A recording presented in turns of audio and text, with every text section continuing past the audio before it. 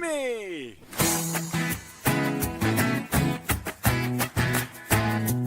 Ricky! You!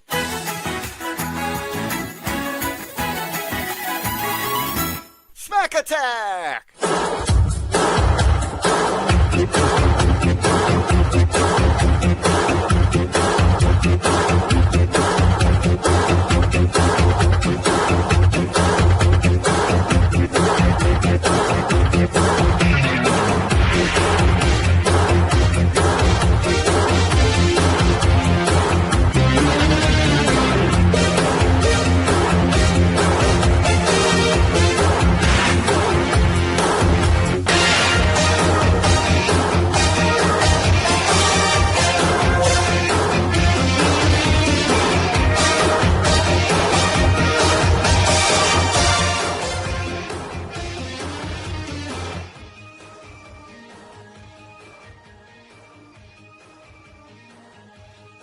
Hello, everybody, and welcome to the Saturday night's main event edition of the Smack Attack.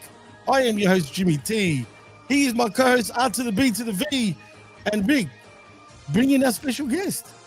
Well, of course, Jimmy, before we get to the bat signal that's been thrown out there, hey, you know, it is a big Saturday afternoon here in the States. We've got major college football national championship implications on the line. We got a historic Game 7 of the World Series. Hey, but nobody cares about that because where it's at is Saturday night's main event. And now that big event is in the books, the entire eyes of the sports entertainment world, they turn to the Smack Attack for the very best breakdown. And when you're bringing the absolute best there, you got to bring in the big gun son to get it done. So again, I threw out the bat signal to one of my dear friends in the business. And I say in the business, he's been in this game 35 years. Damn, I didn't realize he's that old, breaking in the early 90s. But hey, he's traveled the world, a number of overseas tours, a number of stints with the National Wrestling Alliance. He was a scout for the Bruce Hart Academy. Yeah, that Hart family, working side by side with them. To this day, remains close to a number of big stars and their families, making waves in the game. He has mentored dozens of young hopefuls, breaking in, helping them find their way in this journey of professional wrestling. He is back again here on the Smack Attack. Tommy and Army, make some noise over in the chat for the one, the only JT Storm. Hey guys, how's it going, everyone? Yeah, there you go. Grand follow-up there, Storm. Way to go. Always a humble one in the business. And hey, that's what he preaches there. Straight to the point. Over there, Jimmy T. He's a straight to the point guy. He's a shooter. That's what he wants. That's a shooter right there, straight to the point. And just quietly, I just wanted to mention, we are live on Hamin Media Group's YouTube channel. And of course, we'll be also on channelattitude.com after the fact. Well, boys, we had a big weekend of professional wrestling, and it's only Saturday for you guys. Technically, it's Sunday for me. Yes, I am in the future. Yeah. But we're here to talk SmackDown. And of course, Saturday night's main event. And Rick, I'm not gonna lie, man. SmackDown for me was a slog. Yeah, that's why we're gonna push that blue brand headlines to the back of the show. There, we do have some things that didn't pertain to Saturday night's main event. That's where we're gonna jump in there. We have got some big time headlines.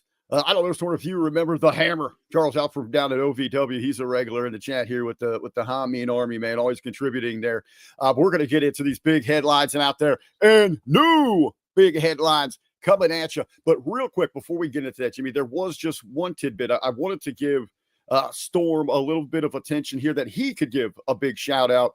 One of his very close brothers, and I say this sincerely, I mean, it is pretty much like they're blood brothers, straight family. Want to give him an opportunity just to share his thoughts, his appreciation, how proud he is of an individual that is also close to us here on the Hami Media Group platform. Of course, JT, your good friend, your brother in arms, Mr. Big Vito, finding life again with Juggalo Championship Wrestling. I know you were so proud to see him and get that moment. Dude, I am so proud of Big V, man. He's worked hard for this. And, you know, like, he has not lost a step, dude, for his age.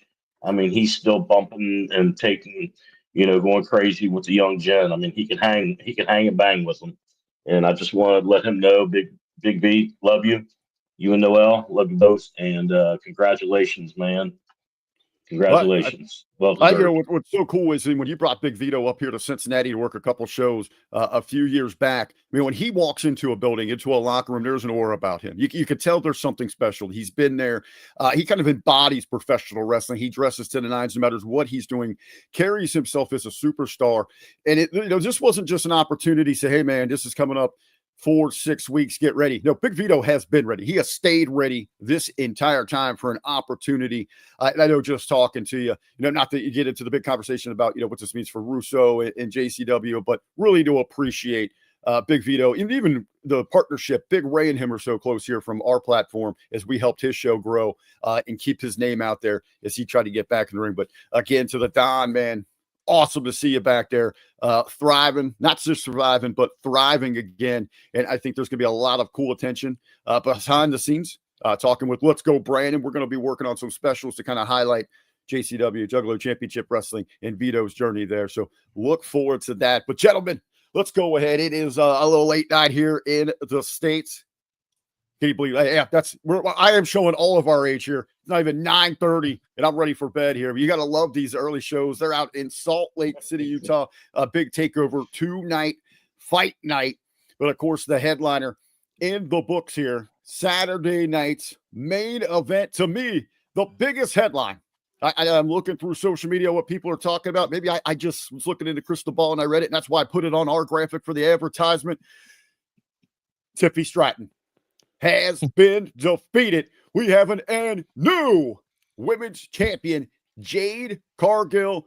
The new attitude inside WWE, very reminiscent of what we saw in AEW, just taking what she thinks belongs to her, straight ass kicker. JT, I'll go to you first on this one. Were you shocked in the way this went down, and maybe break down a match a little bit out of all the entire card? Again, let's come out and get it done. 5 minutes, 30 seconds. The monster, the machine, Cargill just dominates. Yeah, and I'm not shocked at all. I mean, I've always been a big Jade fan, and that's one thing me and Bob Cook always go at, because he's not a big Jade Cargill fan, and I'm a huge fan of hers, and well deserved. And it was a really good match.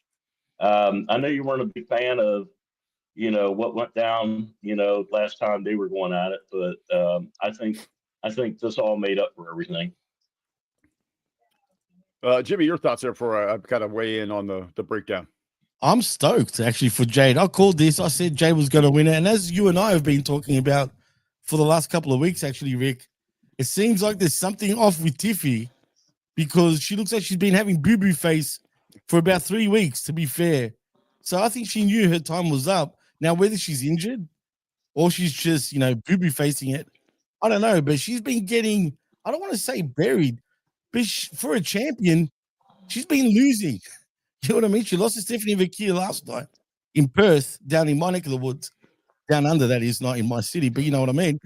And also, now she lost to Jade Cargill in a pretty dominating fashion. And I think Jade has totally earned it this time. Yes, you can say she's still a little bit green, if you know what I mean.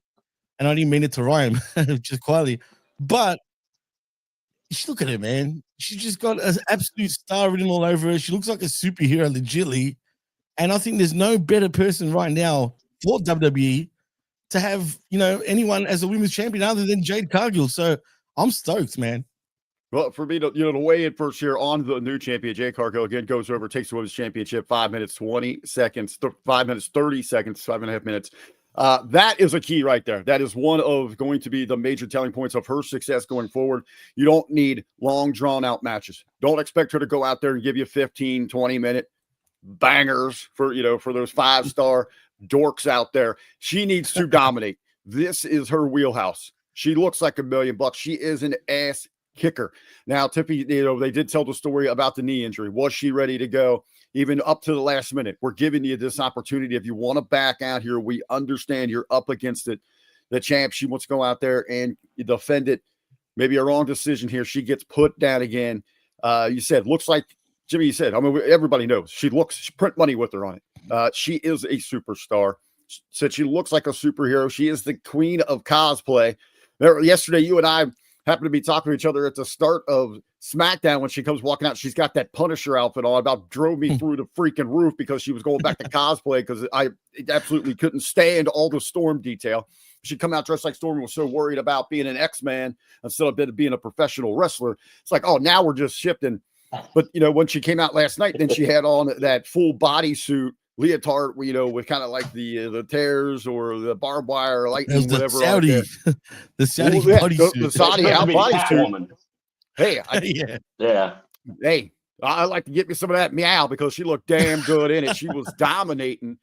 But that's the look that we need from her. And what we saw in this match, this is what we need from her going forward. I'm still not a big fan of the quick turnaround. We just get this 2 weeks ago. We don't have a lot of time to digest it, let it sit in. But if you're going to do it this way, then go big with it. Put the belt on her, which they did. Now for Tiffany Stratton, I can finally chill for a better part of 11 months now, running around asking people on a higher pay grade than me to please explain why we should be rooting for her. I've asked you two gentlemen this before. There is no redeemable qualities about her character. She is a manipulative, conniving, selfish valley girl, the kind of girl you root for to get hit by the bus in the movies. That's who she's been. Never been a baby face. Now, possibly. Jimmy, you say that maybe she's got the boo-boo face or sounder. She's lost a couple matches. She's only lost, been pinned twice this year since winning that championship. I know, but it's been 2 weeks in a row, though. Okay, well, not 2 weeks, but two big events. She isn't named the crown jewel after the dominant, run since WrestleMania, going over Charlotte and even winning the belt before that, cashing in on Nia. She's been completely dominant, big win after big win. Stephanie puts her down here. She goes out and gets dominated here. Can this finally be the breaking point in her character's personality that she becomes humble? That she does say, you know what? I should have appreciated the fans a little bit more during this. I should have put in a little bit more work and shouldn't have been so self-centered. And we get a little bit more of the girl next door. Of what you really ended up getting from Trish Stratus. And we've seen them tag together and they had that opportunity. Maybe they're finally getting this right and this will be her character going forward. But I'm with you guys. I am pumped for the jacked up Jade Cargill championship reign. And I hope that she just keeps dominating and kicking ass, taking names. Absolutely. And let's hope she has a good, decent run. Sorry, JT, go for it, man.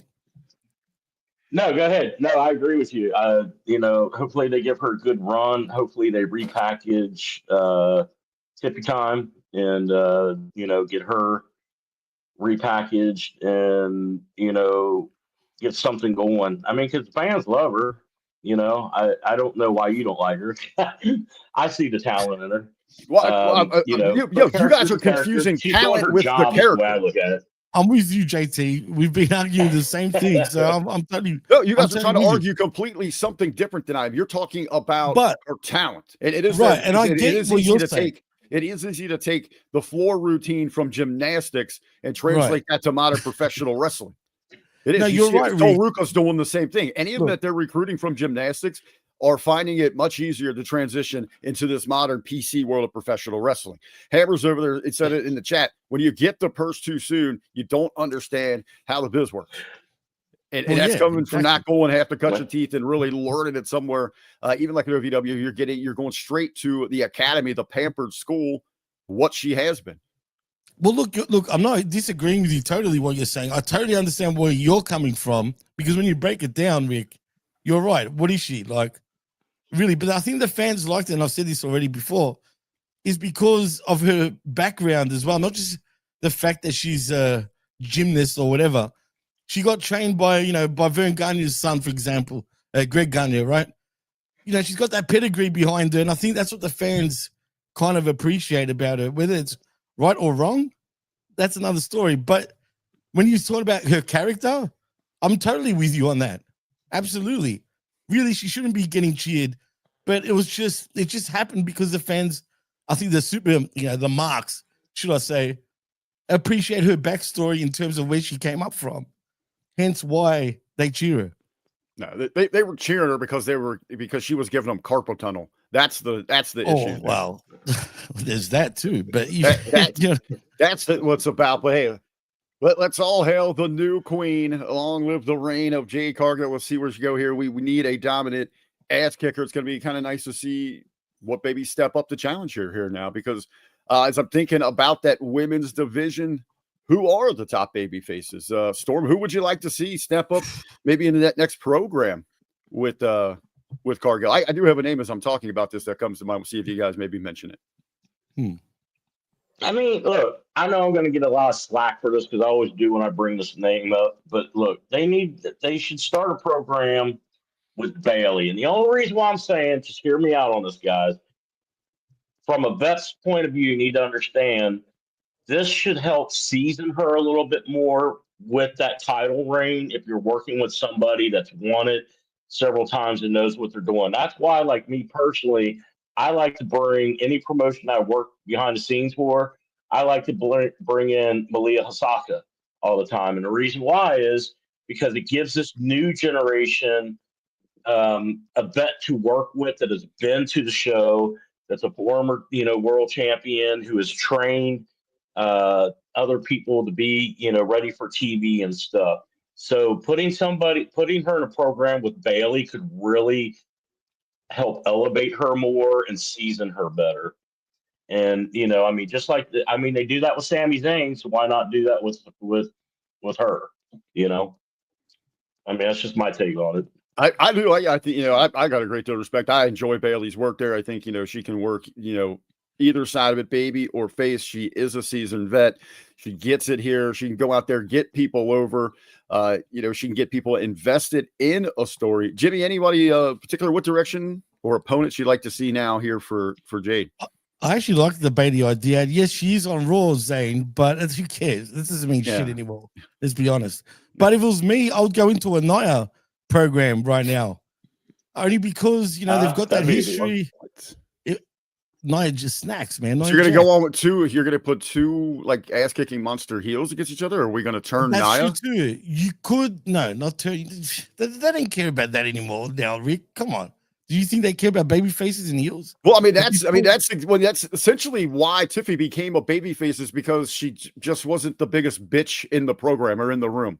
Right. It was like people wanted to hate Charlotte more, so by de facto we have to cheer this one. So then they put her, then they bring Nia back. So we're not going to cheer Nia. So I guess we'll just cheer this other terrible person. That's true, but that doesn't mean we have to cheer her. Don't think Jade might still be a heel. I mean, she might not be a heel at this point. We won't know until say next week if she's going to stay that type of, because to me she's a tweener, dude. You know what I mean? Now it will be interesting with this ass kicking style if they run with this thing, and I think they have to at this point. You don't want her you don't want to expose her right now. You don't want, Nia's more like the but final if you don't go out there and regular with this current regime of fan. And then there's a big chunk of them. Oh, I like Hammer over there. Throwing Natty's name out. Bring that shooter style Natty that we've seen going over the AAA. And but do you want to? That fits right into what JT was saying. You want that seasoned vet that can do about anything in this thing. That's really going to elevate. Yeah, I really like that Natty. That'll be a great one. Natty just had her book, the Last Heart or the Last Heartbeat. Her book just went out this past week, so go check that out. Looks like she's going to probably get involved in a program around Raw, but I really like that one with Natty Neidhart. I was going to say also, maybe I go Natty first so that she runs through somebody, but then that first real big personal program where we've got a history built, I could see a return of Bianca Belair to come challenge. Yeah. Right away? You'd put that right away? You know what? Now that we're talking about it loud, I wouldn't go right to that. I think she's got to get a program or two under her belt, and I think Natty is perfect for that thing. That's perfect to carry through to like the Rumble season there, and then maybe go, Belair the return there. Great, Zane. Great. It doesn't matter. You got locked solid logic there, buddy. How are we ever going to get around that? How are we ever going to get around somebody on a red and blue brand, man? Right. Wasn't Jimmy on Raw these past few weeks, but yet he's on SmackDown as well? Come on, guys. So, it's There we go. Right. So hey, so we got a new champ there. We're gonna see what direction that Tiffany is going in there. Gentlemen, another big development happening here on Raw. Hey, we are on not Raw on Saturday night's main event. We have another new champion. In this case, we knew we were going to get a new champion crown here because it was vacated. Talking about the world's heavyweight championship, babyface versus babyface. We were just talking about that there. They go out there, throw down in that main event. We pull up that match time, 21 minutes. And this one was really just, let's just go out there and out wrestle one another. CM Punk does it again. He is once again crowned the world heavyweight champion. He goes over Jey Uso. Jimmy, I'll let you kick this one off. Well, I mean, this match. Now, I was in the chat, like I was saying earlier, on Brandon's watch along right here on Hammy Media Group's YouTube channel of Saturday Night's main event, and everybody was expecting, for whatever reason, Jey to win. I went with Punk, and the reason why is because he's gonna win. I just felt like it was his time to win. But if he wasn't gonna win, the only way that was gonna happen is if Jimmy and Jey end up turning both heel on Punk. You know what I mean? And maybe, align with Heyman, possibly something along those lines. But whatever it is, if that was gonna happen, they had to turn heel. The only way. So if that doesn't happen, then Punk is gonna win clean, and that's that. And that's exactly what we got. The start of the match was pretty slow, let's be honest, guys. It kind of slogged a little bit. But towards the end, it really did pick up. Around the 15-minute mark, it got really tense. We had your usual near falls and whatnot. All your spots, your spear spots, you go to sleep spots, even your submission spots. I actually liked what Jey did with the rear naked choke on Punk, which got me thinking, like, okay, maybe there's something, something to that. But in the end, Punk does get the win, and I thought he was the right guy for the win, unless we had the heel change. Well, JT, let me before you ask you about if your thoughts on the finish there. I want to pick your brain here from an inside perspective, get the mind of a vet. When you're going into a big match like this, vacant title, but more particularly here, baby versus baby. What are some of the strategies in putting together that match? Because it's not as easy to draw that heat from the crowd, to keep that interest. And I think going at 21, and this match did move a little slow at the beginning. It felt a little boring at times. So they did pick it up, and they started kind of saying, okay, one of us is feeling we're getting closer and closer to grabbing this win. Yeah, you just gotta. So when you got a match like that, when you got a baby, and especially when you got two big tier guys, you're gonna sit there. You have to feel from the crowd. I mean, there's just it's that you have to be organic with that. You can put like your basics, your bullet points, as I call it. Like I used to put my bullet points. Okay, I want to get this in, this in, this in. Because I always hated the guys that like to call a whole freaking thing. You're not going to remember it, right? So just get your bullet points out there. That's what they need to do and feel the crowd. I think they did a decent job at it, but Rick, look at your messenger. And what did I tell you before the end of that match? What did I sit there and say? I knew Punk was going to win because I said, you can see Jey isn't ready to be a steady main event guy yet, because there was a couple flubs in there. If you're a trained professional, you can kind of see when somebody's messing up. And then when you got your headphones on, if you got really good noise canceling ones, you can hear what's going on too. And there was a couple times you could hear, my boy Punk sitting there saying, okay, let's try this again. Spot on. So I mean, that's why I said I figured Punk was going to go over. Jimmy's just not ready yet to carry the ball, and I think that's why his title reign got cut short. To be honest with you, you got to understand there's a way that this business works when they're setting people up for world championships and who they're going to give the ball to and stuff. And Jay's just not ready. I mean, he's a hell of an athlete. Don't get me wrong. But he's just not ready to carry that ball yet. I think he needs just a little bit more seasoning. Like I told you, he needs a little bit championship seasoning before he, What's it take to get that? I mean, the guy has been in the WWE for over a decade here. Obviously, the 20 majority of the years, time really. for a couple decades. Yeah.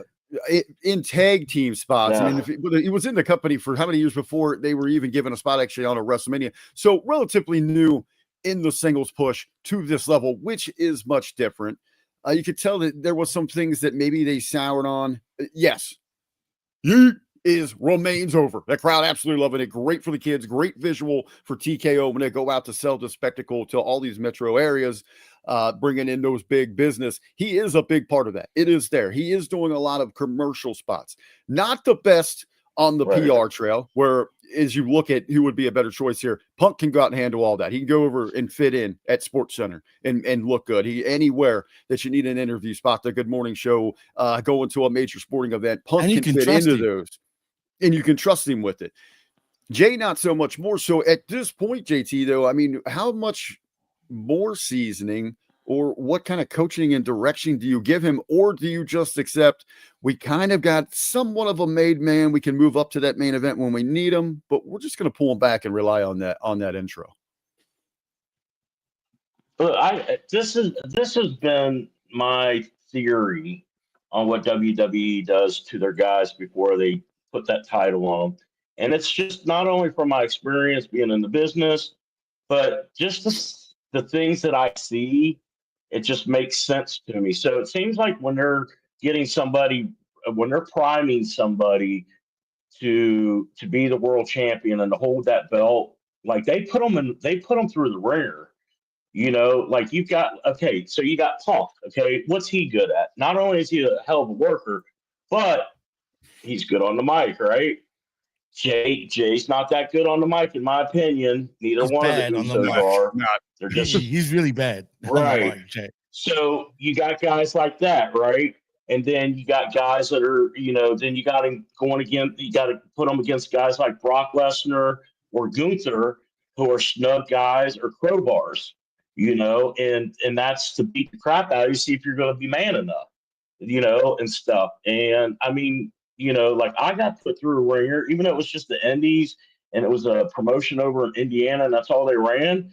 Like for the year, I got the crap beat out of me and everything else, to finally win the belt and not even know I was going to win it. Like I thought I was losing. I thought that was the end of the program. They pulled one over on me, but they were preparing me for that, and it took a year's time, but they got me ready and they felt I was ready by then.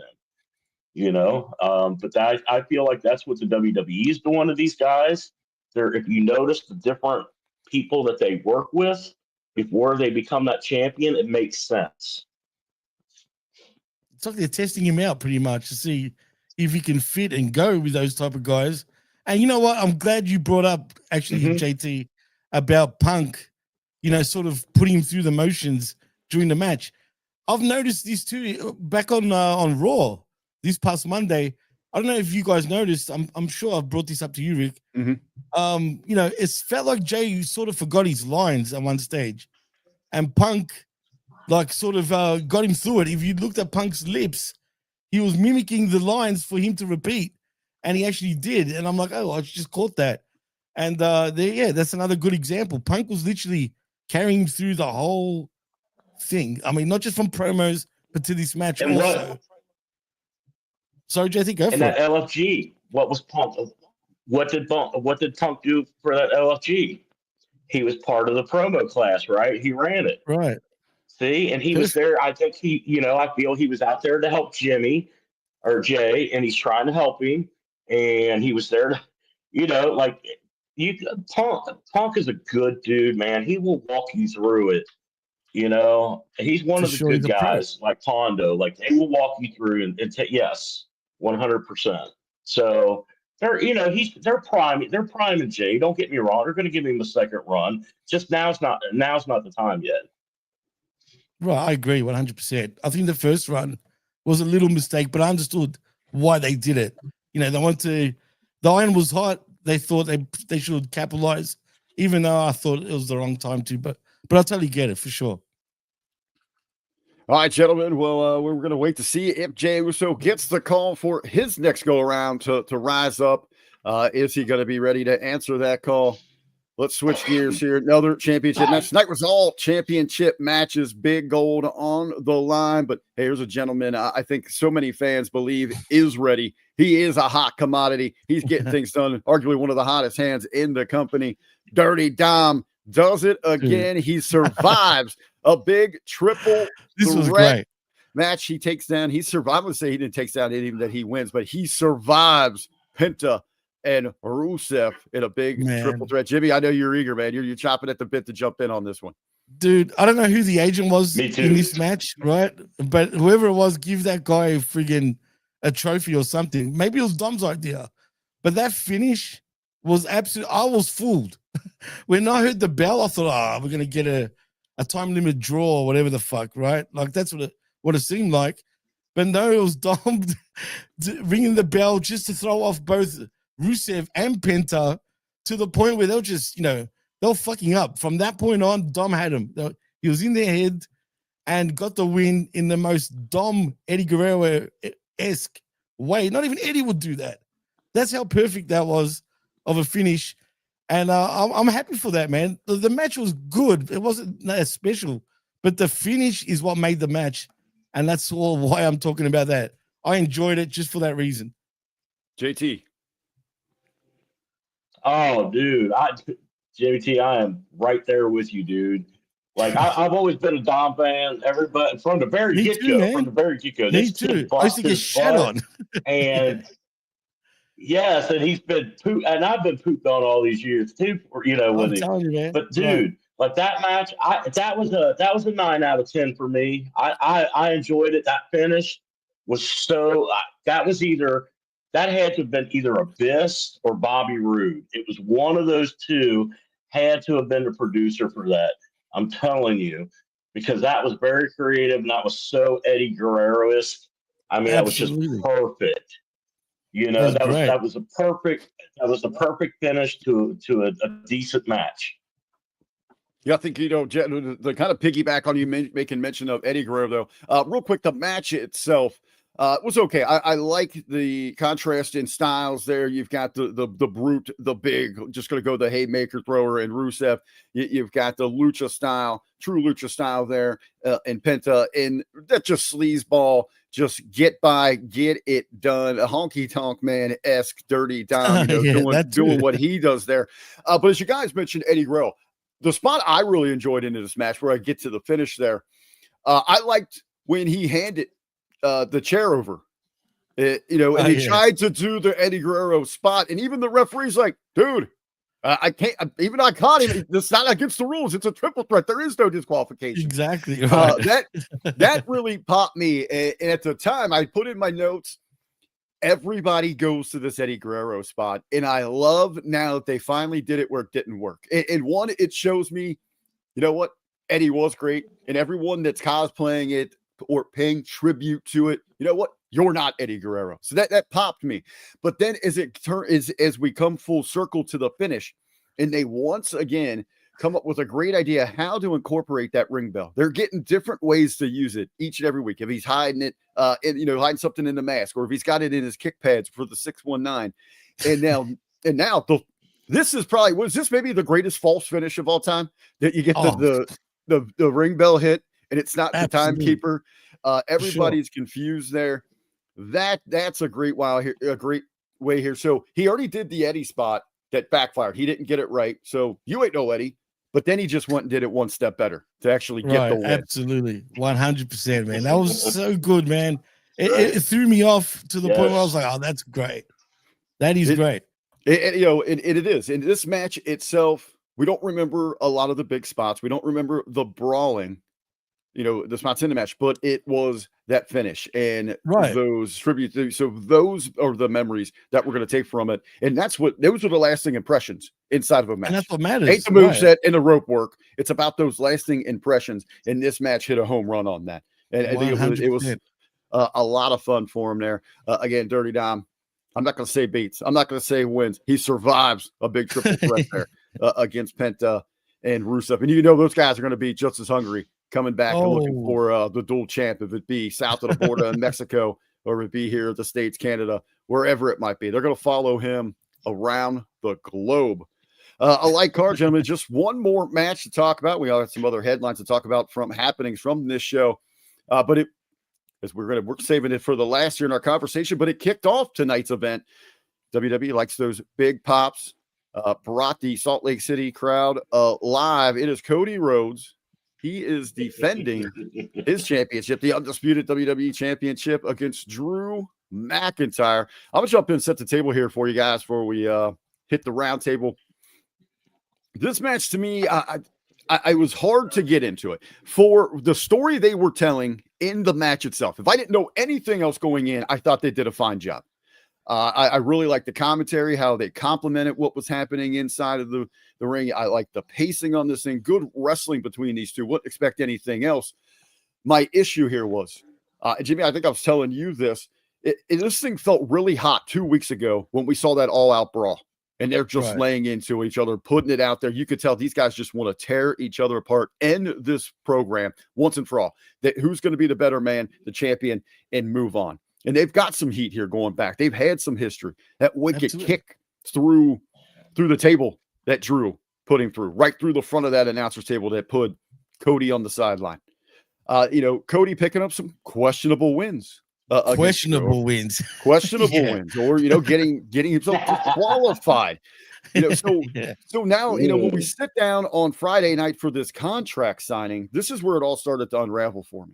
It was like we went in reverse. We went back to what maybe the first match should have been, where it was about the pure wrestling. So they go out for the contract signing on Friday, and Cody's ready to go. He wants this match, but Drew's not going to have it. He doesn't like some of the stipulations in here. He doesn't like that if he gets disqualified or counted out, he loses. Cody gets disqualified or counted out, he loses, but he doesn't lose the championship. That didn't sit well with Drew. He wants that changed. My first big issue with this is there's a verbal agreement. That doesn't change a written contract. You have to go redraft that. So Drew just that's just one of those small, this is stupid wrestling. Where's the lawyers at, man? But you just can't verbally change a contract. You got to go redraft that thing. But so the stipulation itself now takes the focus to pure wrestling. Now, sure, there's referee's discretion, but now that there is a focus on disqualifications shifting a championship, that's going to heighten the referee's awareness to pull the reins in and be very particular about what he allows in that match. So now you're wanting pure wrestling after we've seen heads getting shattered through tables, brawls all over the arena. So I feel like we just worked backwards to get to this point in this match. But again, if I didn't know any of that other stuff, I'm just tuning us in and looking at that classic match. I think they did great for the show itself. Storm, I'll let you. Just nitpicking, right? Doesn't mean it was a bad match. No, the match was fine. The story and the build, it took me a little bit to get into this thing. Like, okay, we're going backwards. Storm, your thoughts? Right. Yeah, and I agree with you. Look, it's like when something's on fire, that's when they need to capitalize on it instead of waiting until it dies down and then getting on it, because it just, like, I couldn't get into it, honestly. I was looking forward to it when they were brawling and leading up to it, but then tonight, I don't know, for some reason, I didn't feel the fire and passion behind it. And then the match slowed down a lot, teasing those ref bump spots way too much. Oof.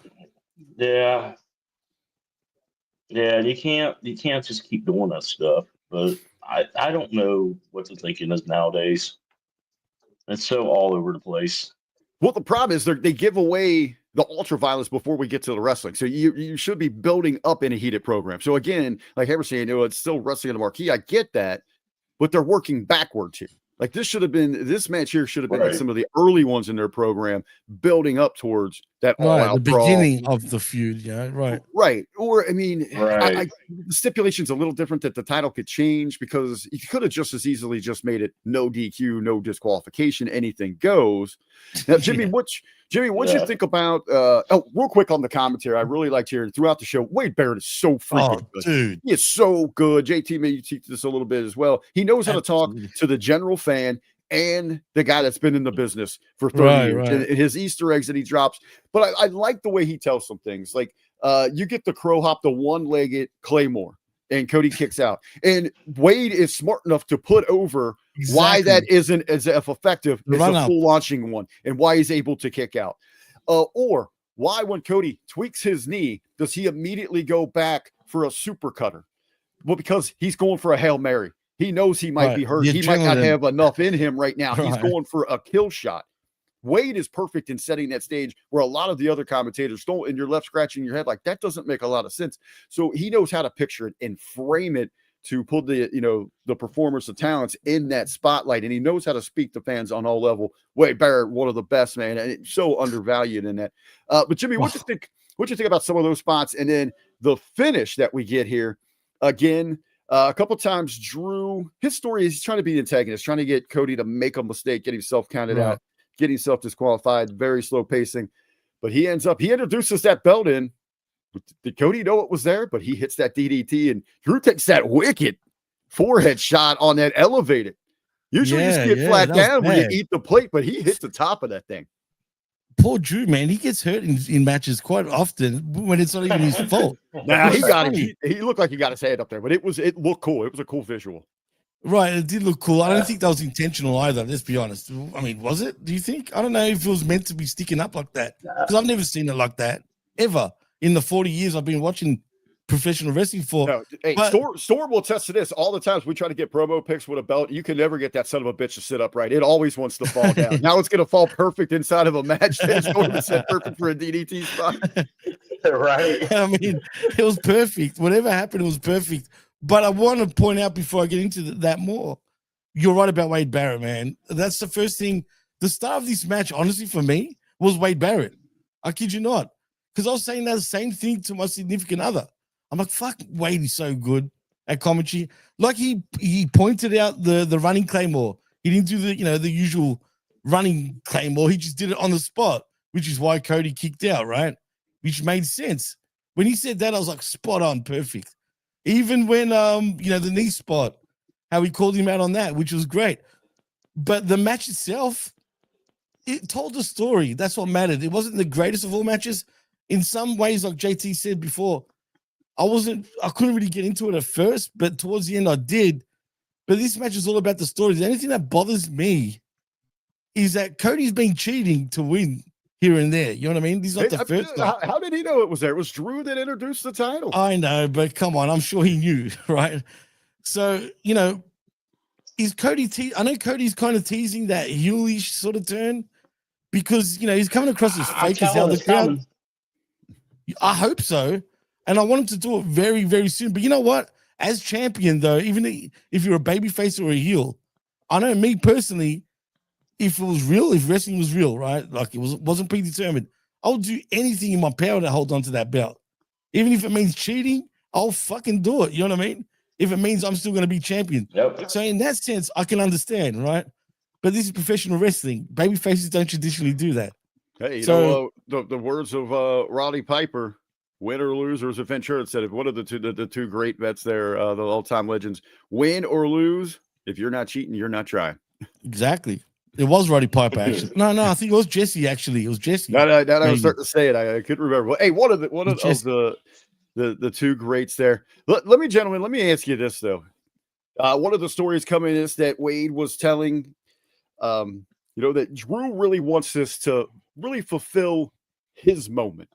This is about him. It also really like the true American dream. That was true. Cody it's there. Real. That is the truth, though, man. The touching of the title there before they hand it out here. Of course, talking about Drew has been there. He has been to the top of the mountain. He's won his championship, had his moment. Let me ask you guys this. Is there anybody on the planet who has been screwed over longer by COVID than Drew McIntyre? Nobody. He's got I had a version of COVID a couple of weeks ago. I still got some lingering effects. I know Hameen just went through it. He was down for a couple of days, but we're going on 5 years that COVID has been screwing Drew McIntyre. He cannot get back to the top of the mountain to have his filled arena, take it to his homeland to finally celebrate. Man, this is a lingering, serious effect. You know what he is quickly? Just sorry for chiming in just quickly. He's Bret Hart of 97 in some ways, right? Do you remember when Bret wasn't really like lying about what was going on. He was saying the truth, but people still shat on him. You know what I'm saying? This is what Drew's going through right now. Why is everyone booing him for, right? Even though that's the intention. But why is everyone booing me when all I'm doing is telling the truth? Go for it, JT. I'll tell you why. It all goes back to, remember, he was Vince McMahon's chosen one. Chosen one, right? Exactly. Spot on. Remember that? Absolutely, man. That's spot on. So he's still getting pooped on because of Vince. He's being punished. Pooped on, literally. Right. Come here, pal. Well, going forward from here, I mean, Drew is going to make more of a, in his mind, legit case that he still should be considered here for this number one contendership, should be in question. And I also think even with Punk as a new champion, who's going to be a top challenger to emerge is his top rival, especially with Rollins now on the shelf. I mean, when he comes back, he's got more pressing personal issues to worry about with the Vision. Two big prizes. Who are going to be the next challengers? Those might not be the biggest questions for the top prize in WWE, gentlemen, because we also had a big time announcement on Saturday night's main event, and that is the Sweet Cena 16 sweepstakes.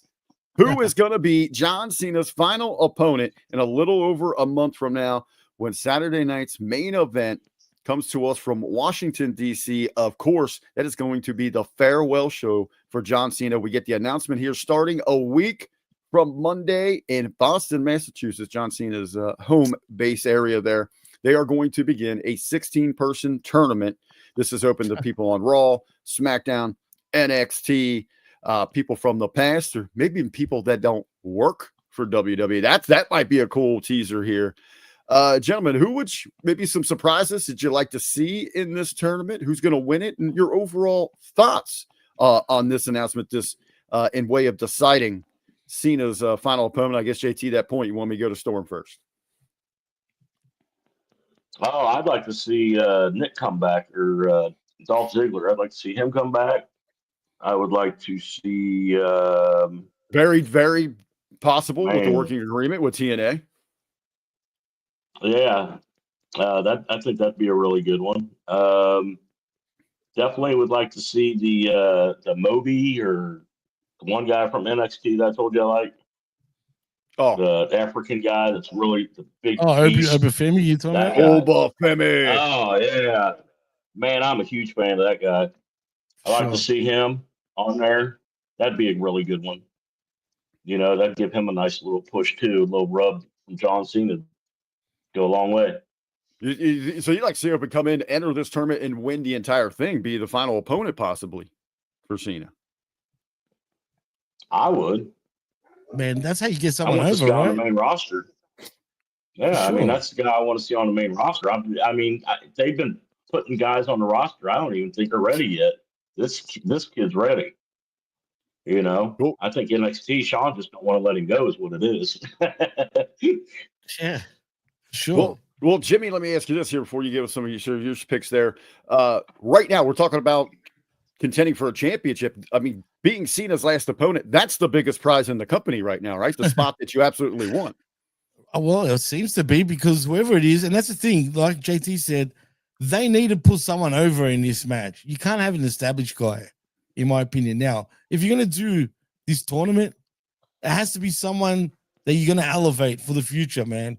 Because I actually think Cena would be happy to actually put whoever this person is over in the last match. Don't be surprised if he does that.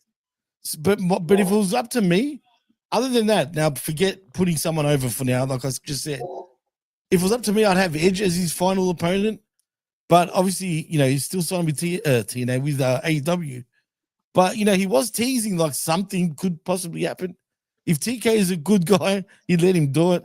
But I doubt it'll happen. He's just off doing movies, apparently. That's why he's off television. I think the giveaway here, though, is because you have the tournament. You're not going to give, Edge on loan Exactly. for an That's what entire I'm run. saying. That's right. That's right. To go round Yeah. after round, you have to go through. You win 4 matches to get to Cena there. Right. That would be a great one-time special. Let's come in. Let's have one more dance. You and me go out there and make a little magic. And that's why before you that's not say happening. farewell. That's why that won't happen. So when I say people don't work here, I think you might see some other names. I like that, JT saying the return of Dolph Ziggler, name it there. Because you have that working agreement. He could come work some matches and maybe help put over another young talent. The name, I love Obi. I think that he should debut at that event, but not in the tournament. I'd like to see that show open up with Kurt Angle talking about when John Cena answered the challenge for ruthless aggression. And to open up the show, let's have 2 competitors come out here and show Like a they've got. throwback. Then you bring Obafemi out and you bring him out about like somebody like Lexus King, Brian Pillman Jr. and let him beat Like a the crap. Nexus. Well, Lexus, just go out there and beat someone that can go out there and just get the crap beat out of him and make Oba look that most impressive. Because he's the guy you want to get over. Now for the tournament itself, sort of thinking about this, and at first I was like, another tournament, but this one is kind of cool because it is for a big prize here. This sweet Cena 16, whatever you want to go with the Cena sweepstakes.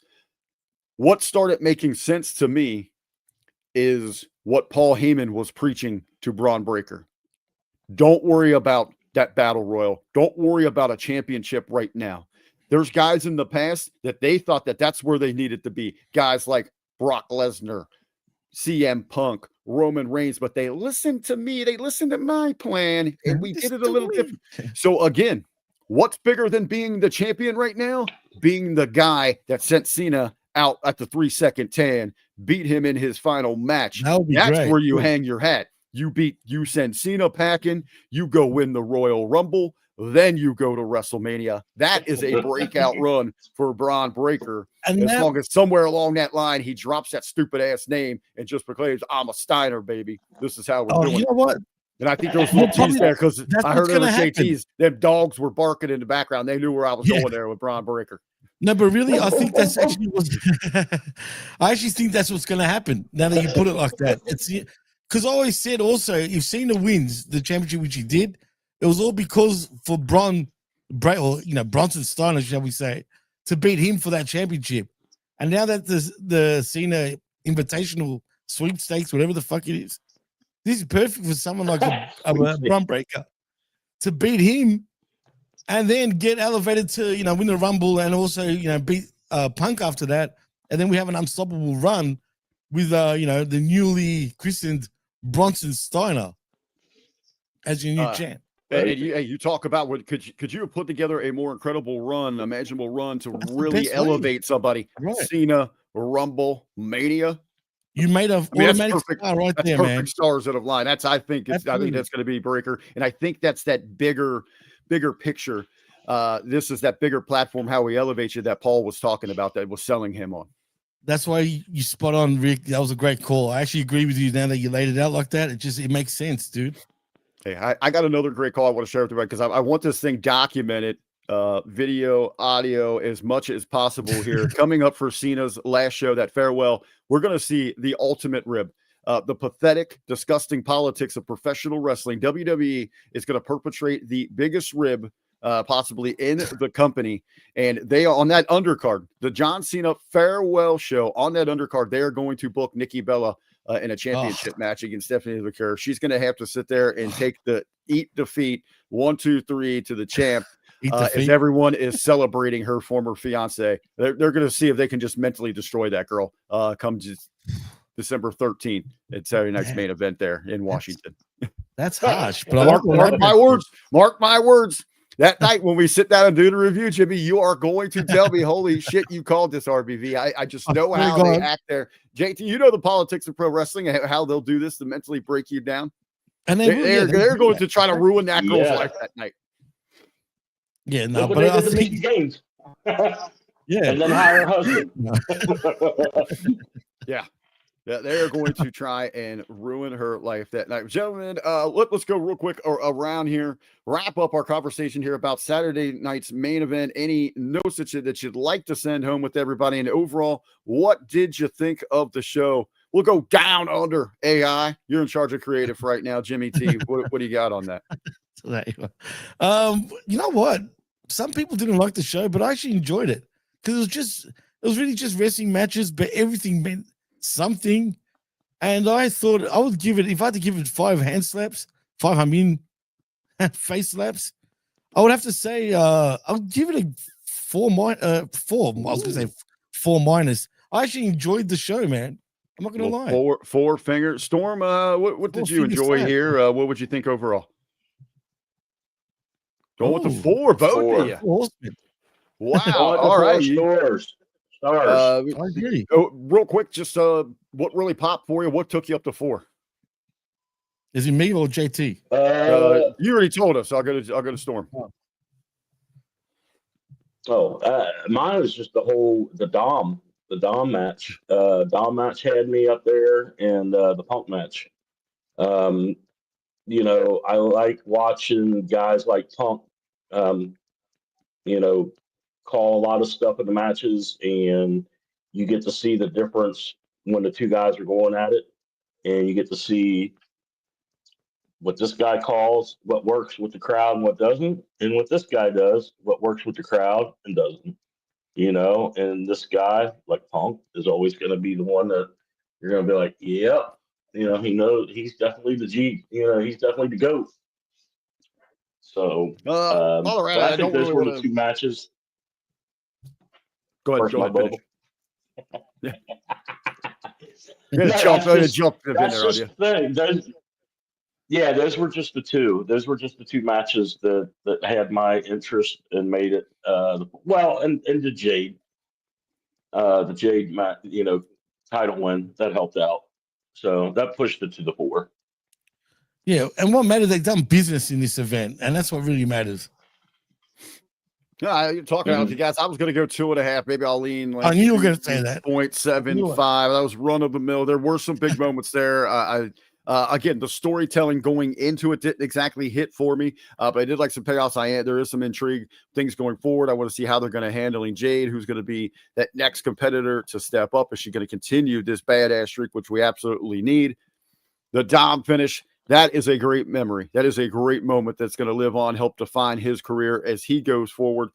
The book in this thing, the championship bouts, though, I thought, on the front one with Cody and Drew, I thought they told that story backwards. A little hard to get into that match.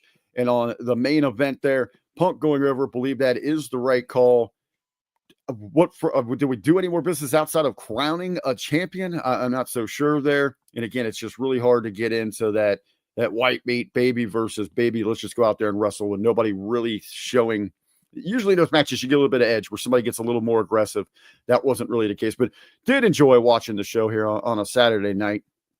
So we are looking forward to the next Saturday night's main event's going to be December 13th. Again, that's the John Cena farewell. In between then, we've got Survivor Series. So now I guess we're going to start gearing up for those big War Games matches. They haven't done anything yet for those.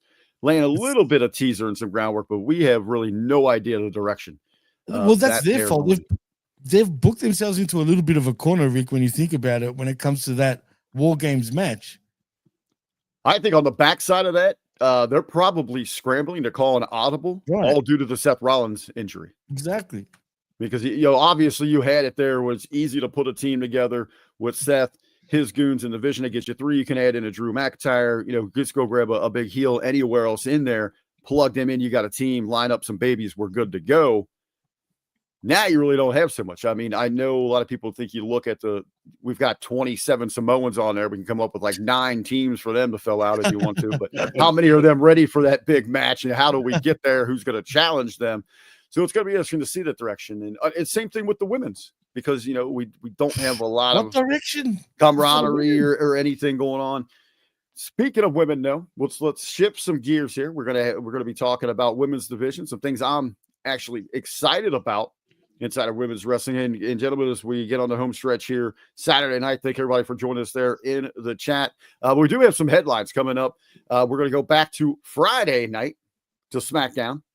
The way they're structuring these things, a lot of stuff to cover here, gentlemen, that didn't pertain to Saturday night's main event. Obviously, we covered the things with Jade and Tiffany. and Drew and Cody. But let's go ahead and jump right in there. The women's division.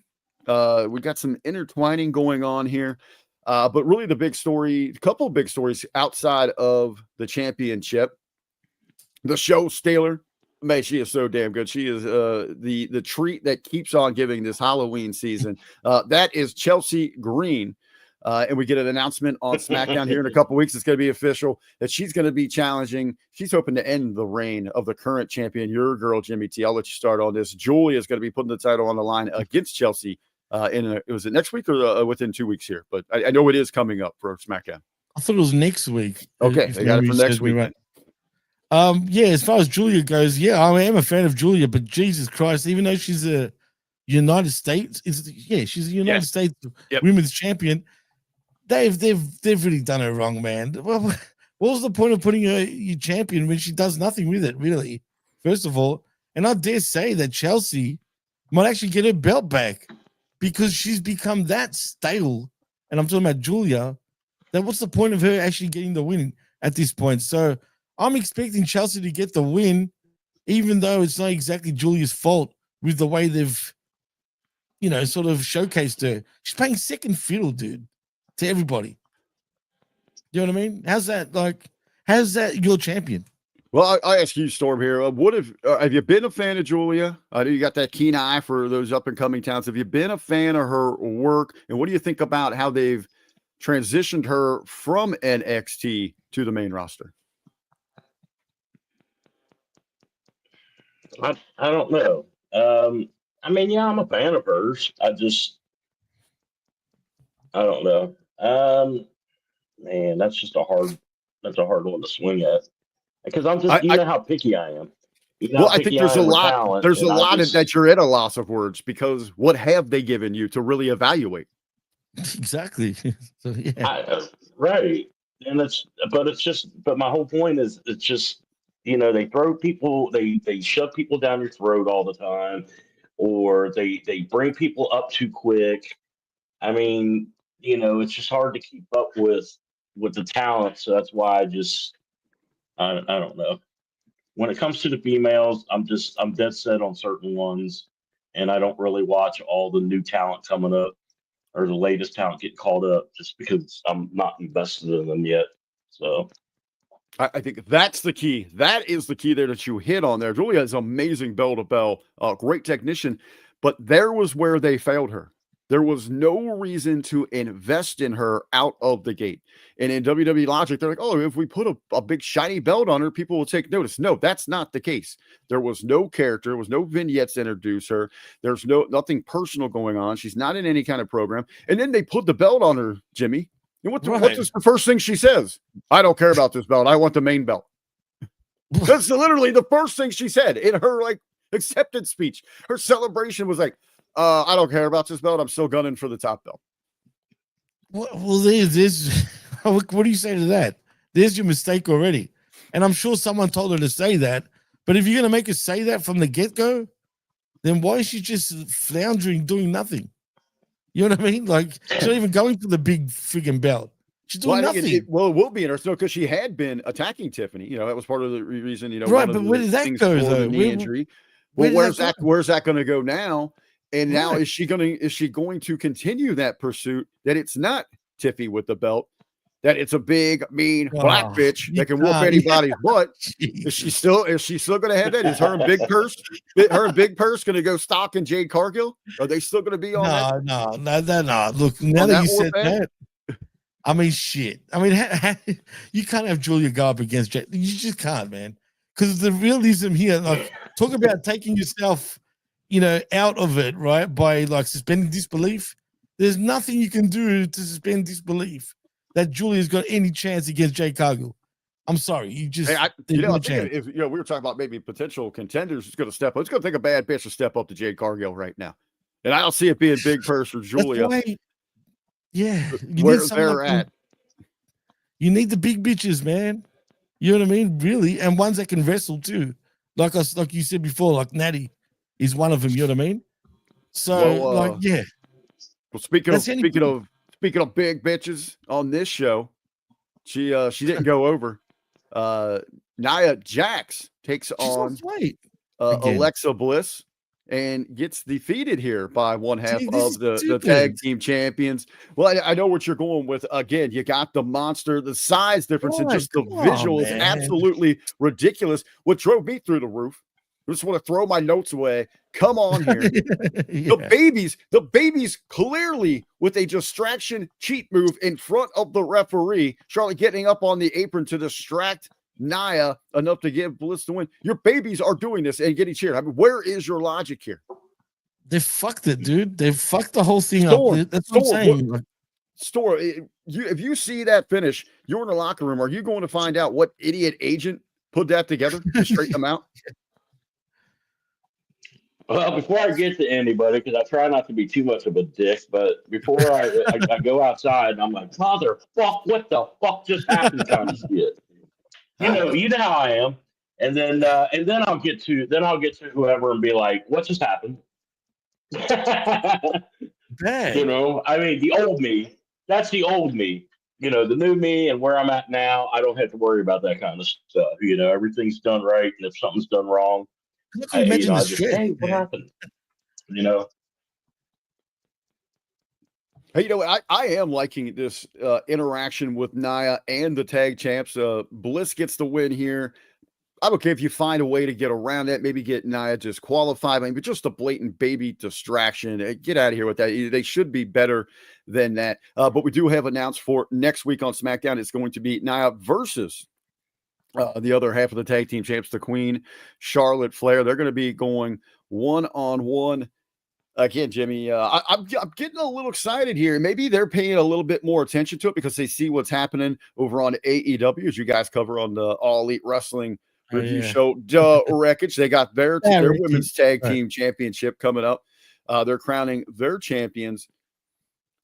I like the Kabuki Warriors are on the hunt here. We saw that at Raw. We talked about that. I'm really interested to see those guys hook up with the tag team champs. Jimmy, your thoughts? Do you see a spot here for Nia to maybe go out and find a friend and get her, name into the hat here and start chasing after these champs? I would like to see that, but who's her friend? That's the thing. I mean, who would you actually think about pairing with her? That's the interesting part. I mean, is there anyone? I got one. Who do you think? You guys remember a big badass tag team? Earthquake and Typhoon, the natural disasters. Don't say freaking yeah, of course. Come on, Earthquake and Typhoon. Okay. Well, I got one now. I got a tag team partner for Nia Jax that will rival the natural disasters. Karma. Big, bad monsters there. Instead of the natural disasters, they're going to be the glamour disasters. It's going to be Nia Jax and the Lash Legend. Oh, I'd love that. I would love that. Have those two big old. That's big old mean machines, twin towers just come in and start ragdolling these girls in this division. I would love that. Through them. I would absolutely love that, but oh man, that would be a good way to be in Lash. Give me Lash and Nia versus the Kabuki Warriors, just going out there and just going to war with each other. The kamikaze style of the Kabuki Warriors versus the disasters. That's a good way of booking the match, right? Kamikaze style. I know because they're Japanese, right? But it's not just that.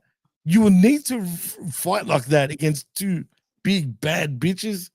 You need to crawl. You need to freaking do anything. This needs to look like a street fight where you're sticking thumbs in eyes. You're picking up anything around you. Just drop kicking knees. Right. I mean everything. You're stinging and moving. That's what you got to do to take down two like that. And I would tie in. Have Nia go back and mention.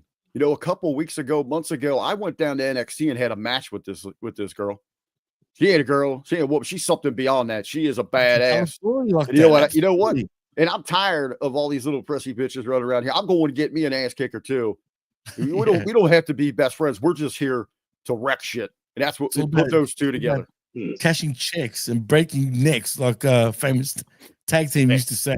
The possibility there might have me the most excited about anything here. I want to see those two together. Look forward to that, and I think there's a lot of potential that way. with the women's division. I mean, talk about putting the women's tag division all of tag wrestling right now in WWE is kind of on life support, that would inject a whole new thing for the tag team division for the women. I think that'd be great. For Will the they women's do it? wrestling all around. Absolutely, but will they do it? Because she's Why more not? than ready. She's more than ready to come up on the main roster. She's been overcooked on NXT for too many, in my opinion, too many years, man. Bring her up, but there's a lot of women though that are ready probably to come up from NXT. They got way too many. But she's got upside to her. She's got the size. She's got the Absolutely. value. She's got star power. She can talk. And like you said, right now she is stagnant in NXT. She's just last week they're just using her to put over the Evolve champ. Right. What the hell are you doing, bro? She lost to something. I was saying that to Right. Vic. I'm like, what the fuck was this? Actually, you were on the show too. I was Right, going to say, so forget I bring was Yeah. there. You I'm were on glad, the I'm show. glad I left that Offer. impression on you. I was on the show. I was right there when you were No, I talking. forgot because we've done every show this week, pretty much, you and I. But It's, yeah. So something to look for there, that women's division. I'll keep my eye on that. But as you mentioned, Jimmy, the abysmal, the embarrassing men's tag team scene. Let's switch gears to that. Abysmal. This is kind of an intertwining conversation because this is really frustrating to me all around. But so we've got Dragunov here, the new United States champion. He's continuing to run the open challenges. God, I hate this match. Anyway, yeah. I couldn't stand this match inside of itself. Again, I'll say this to get things going here. I think I've talked about this with both of you, especially with Dragunov. This vignette, I like the vignette that they showed. You know, him in the gym talking about what it means to be a champion, what the work he puts in. You get to see the development in his body, see some of the stuff he's doing. It made me sore just watching him. Where was this prior to this? You don't run this a couple weeks in. Again, Kurt, what you were talking about with Julia, the disconnect. Putting a belt on somebody isn't going to work. We need a connection. We need character. Not just you're going to go out there and wrestle. You need more than that to get an audience behind you. I think that he's going to fail here. Now they're setting him up for even more failure because it looks like the entire tag division wants to get involved in this open challenge thing, Jimmy. It's ridiculous, dude. What is this? So we got a tag team guy in Fraser going up against Dragunov for the United States Championship Open Challenge. And not only that, absolutely puts him like he nearly won. You know what I mean? Why am I supposed to think this guy has got any chance? This is what I hate about these open challenges and blah, blah, blah. If you're going to do that, only do it to put someone else over and get the win, if anything. Like Dragunov, right? They did it for Dragunov. If you're going to continue doing that, then do it once in the blue moon. So that way, you know what I mean? You can put someone else over. Does this really put Fraser over at the end of it? They think they did, but it done nothing. Whoa. JT just disappeared. Hopefully we'll get him back here. Might have had a little interruption there, but as you're right, though, I mean, that's what I had in my notes. All right, so it took you like 3 segments, a few commercial breaks, nearly 20 minutes to beat a tag team wrestler. You know, a guy that's usually used to doing half the work, and you're this workhorse champion. But even with the open challenge, you know, when Cena did it, you know, he's coming up, but he was like facing like heavyweights, people you were looking forward to seeing each and every week. His camera died, so he's going to try to get that thing fixed and get back with us here. But people he's looking no big forward deal if it doesn't work, but yeah, seeing each and every week. But now, you know, now we're just not even going from mid-card singles. Now we're going to the castaway tag division that they don't have anything to do with it. And it's not just that Fraxium wants their shot, or Axiom, whatever you guys call them here. Yeah, Fraxium is what we call it. Okay, you know, that they want their shot, but yeah, you have DIY. Exactly. You have Ciampa's out there. Why Ciampa? Yeah. Like, I mean, okay, cool. It's Ciampa, whatever, right? But again, like you just said, why are the tag teams fighting for a singles championship? Right. Hello? Well, because they have nothing. Because they have nothing else to do. There's nothing else to do because now you've got the tag. Stupid. You have the tag championship is involved in a 5-man war, in a gang warfare, stupid, bro. Talk about life support again. Whoever the agent is, needs to get slapped. If it was their idea to bring in, you know, Ciampa and Fraser at this point, this is asinine, really, Rick. And didn't we have? There was another tag team. Oh no! Actually, we were talking about the other. You know, remember because they were brawling in the back, and Dragunov has his belt, and Tonga jumps in.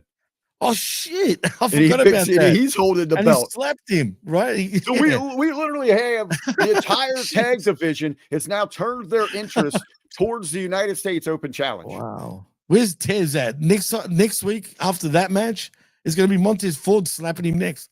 I have no idea what they're doing, bro. I hope weird. that they just keep those guys completely out of this thing. Now that you do mention you mentioned Ford, I was surprised that we didn't get something from Dawkins on this show. Everybody out there watching, the match of the night on SmackDown was a highlight of the UC Bearcat putting over that Hawk from the Utah University. Bullshit. That Bearcat's gonna they're probably putting a SmackDown on them right now. That game underway. Yeah. But Dawkins a Cincinnati guy. You would have thought that would have been a great spot for him to go out there. UC guy, Cincinnati, born, raised, have him go out there and cut a promo, do something like that, and get some heat on him, get the crowd to pop, when somebody from Utah or something like that comes out to take him down. They're idiots. This company is starting to really, I don't know if they're phoning it in or they're mildly retarded at this point. Beyond mildly. Yeah. I'm being nice by saying that. No, but really, dude, like, are they not thinking? You know what I mean? You've pointed out so many things on this whole show, and you were worried about this show being bad. I wonder if you're Dawkins, if you're pitching that, like, hey, I know we got this.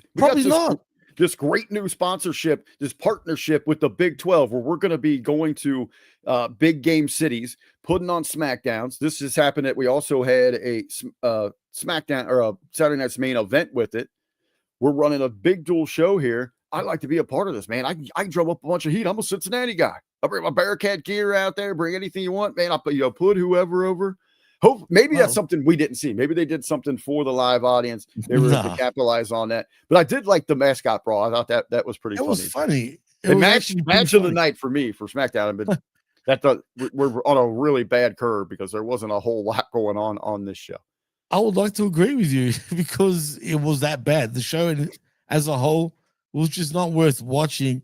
It's starting to get to the point, actually, Rick, where are these go-home shows even necessary anymore? Well, we only did, and we're not going to spend a lot of time talking about it or time at all because we already did. But the only thing that affected tonight's event to be go home was just the women's championship match, and then Drew and Cody, and that was kind of a highlight there. You had the contract signing, which I talked about, didn't make a whole lot of sense to me. But still talking about bad from SmackDown, we have the Damian Priest promo, the vignette, which starts off like it wasn't personal, but now it is personal. So we're going to continue. We got continued on here between this program. I've kind of checked out on this. I'm checked out. And I don't necessarily think it's Priest that I'm checked out on. No, it's not his fault. It's the Tamu version of Cross and Scarlet. Dude, they're doing everyone wrong, including Tamu version of Cross and Scarlet, man. I think if I was these guys, I would be pretty pissed at just the whole direction. Even if I was Black and Zelina, I would be pissed. Especially if you hear rumblings in the back. Oh, they're just playing Cross and what's it called? And Bordeaux, like all over again and blah, blah, blah. That would really irk me, dude. Well, I mean, you're grateful. If Charles can let us know, like when they replace, there's a gimmick that someone's supposed to get or a push or something like that, and they replace them with someone else. What's that mindset of the replacement? And I got to think for them, they're happy to have that opportunity. Hopefully they see that there was a lot of potential. Now they want to sample that. As Tommy always says, great artists, great create, great steal and make it their own. So they want to take that ball and run with it. But I do think their back's up against the wall because so many people just immediately see right through what was happening.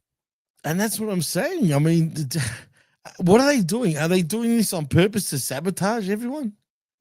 Like, what is this? Like, I don't get it, dude. I don't understand. You know what? I had actually thought about that. Like, they're like, all right, we're going to put this on Vega and Black. And if it fails, we'll just say this was never going to work anyway. See, it doesn't matter. It wasn't going to work.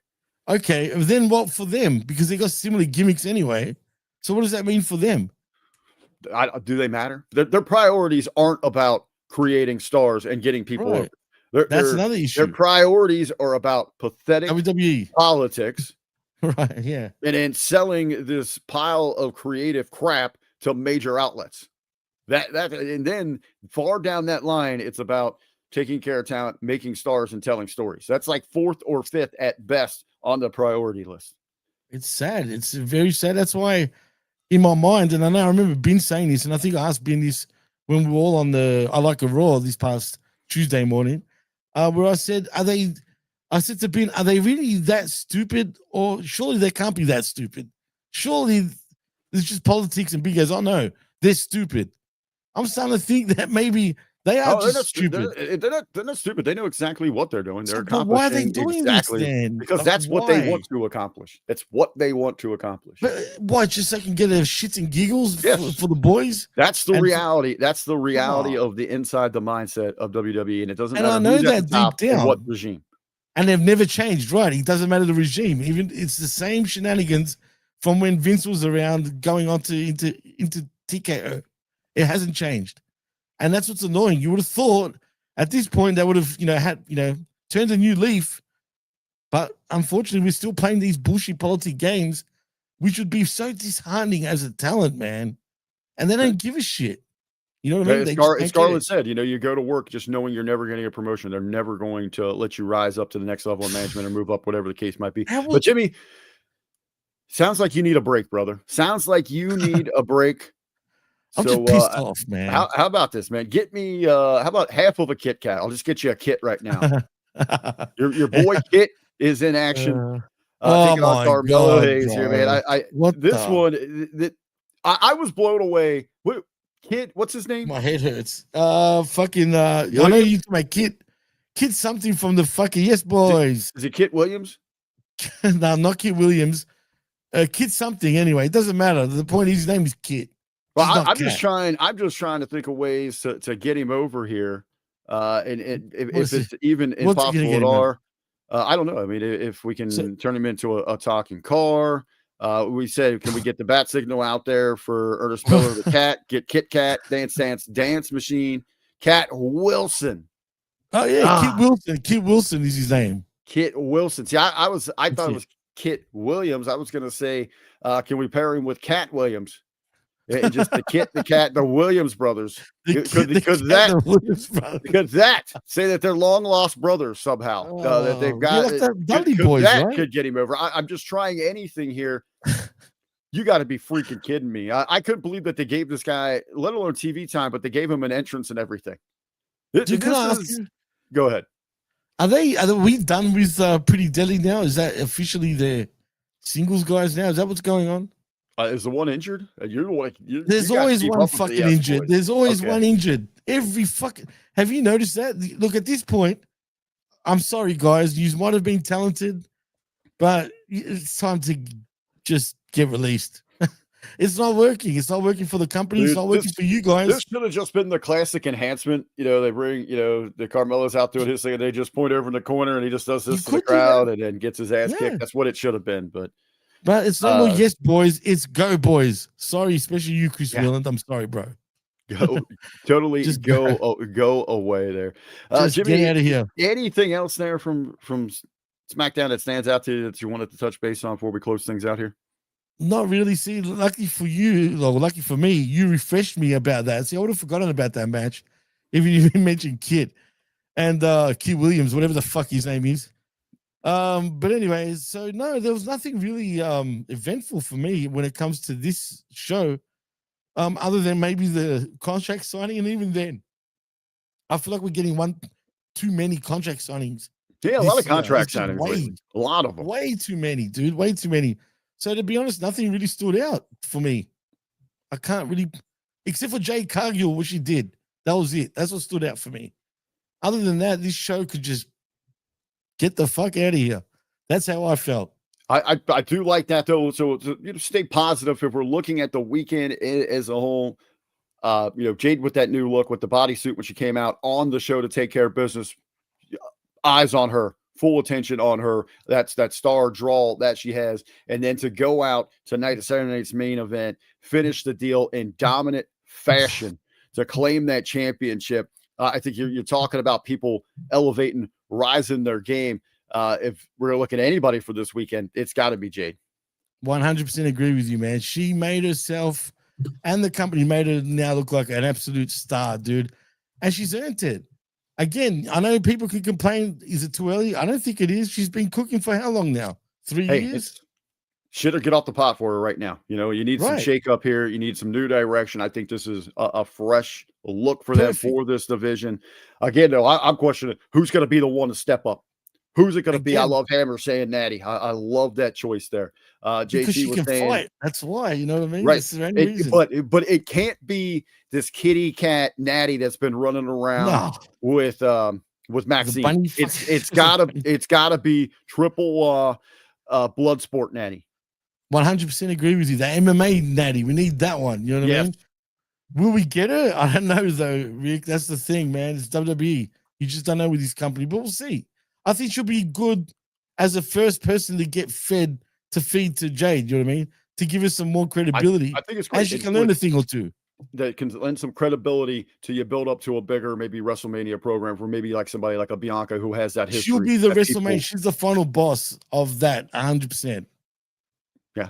And then at some point, I haven't kept track of her cycle or, you know, where they're at in the pregnancy and all that, but then you can bring, you know, Naomi back into that fold to continue telling that's that another story. one for the future, for sure, definitely. Yeah, down the line. So, hey, Jade, a big winner for the weekend for WWE. So, a hat tip there. Kudos there. Excited about the potential of the women's tag division in WWE. Could be AEW that lit that fire under their ass, but there is a lot of potential there. Things that are happening, and as I said, man, I want that Glamour Disasters team to be formed there. Give me Lash, give me. Dude, Nia I together. mean, that's a good. When you said that, man, I popped because I thought, shit, that would be a great idea. I actually said something similar on one of the shows where it said Lash Legend and Jade Cargill, if she wasn't going to win the belt, they would have been a great like 1 and 2. But I do love the idea of Nia and Lash Legend instead. That would be just two monsters, absolute monsters. And to win the John Cena tournament, Kit Wilson, ladies and gentlemen. Shit. Oh, geez, man. I kind of feel bad for him, but yeah, sorry, guys. Go, boys. All right, Jimmy, a good conversation here Saturday night.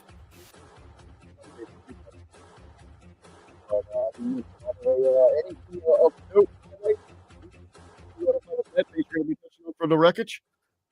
Yeah, well, actually, 11 a.m. tomorrow.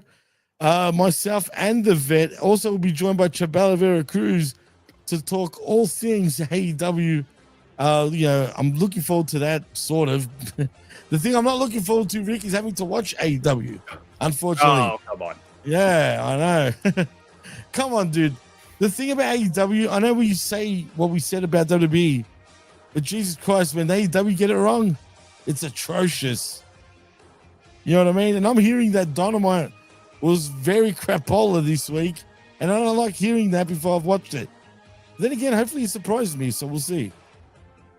There you go, brother. Well, yeah, again, everybody turn into the wreckage tomorrow. More, we appreciate you being here with us again. Check out all the programming. We hit you 7 days a week live programming here on the platform. Hey, be sure to, I know you like, you subscribed and all that, but copy the link to the page, share that to your social so we continue to grow our followers and our listener base. We got some big changes coming up here as we make our transition into 2026. But we love, we appreciate you. Hammer, thanks for joining us in the chat. Everybody else in the chat. Jimmy, that's about all I got, brother. I'm ready for bed. Yeah, I don't blame you, man. I'm happy that you came along because in the end, it was a great show. I do want to give a shout out to you here. JT Storm just messaged me. He apologized. He thanks everybody in the Army for having him, letting him join the platform. Said it was great meeting you, man. Loves your energy. Wants to work with you more, man. Said he had a great time. Unfortunately, Cameron died. But, hey, we'll be looking forward to have him back when we need that expert, that eagle eye for some breakdowns going into the future. Hey, man, he's more than welcome to join us every week if he felt like it, man. So I'm down with that. And tell him thank you, by the way. Absolutely, will do. Get us out of here, buddy. In saying that, well, you have been watching the Saturday night's main event Smack Attack edition of the show. I am your host, Jimmy T. He's my co-host, R to the B to the V. Until next time, a peace.